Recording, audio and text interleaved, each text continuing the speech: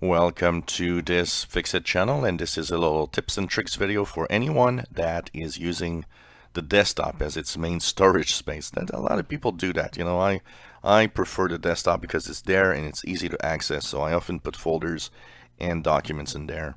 But the thing is, your desktop can get full at some point, and maybe you wish you would have smaller icons or bigger icons. Well, two ways that you can actually play with that. If you have a laptop with a multi-touch touchpad, you can actually take two fingers, position them on your touchpad, and if you pinch, it will actually make your icons smaller. If you expand the two fingers, you will have icons that get bigger.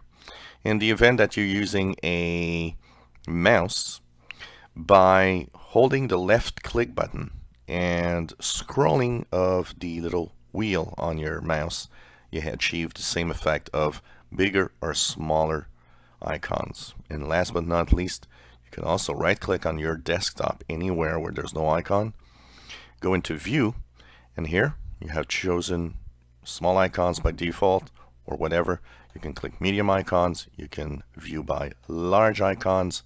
It will change your icon size.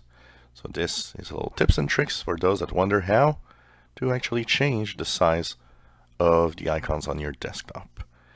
Of course, the smaller the icons, the more you can have stuff on your desktop, but there's a limit to some point where you don't want to have too much, because if you have too many of them, then it's getting difficult to find some of the icons or folders you might want to use. If you enjoy my videos, please subscribe, give us thumbs up. Thank you for watching.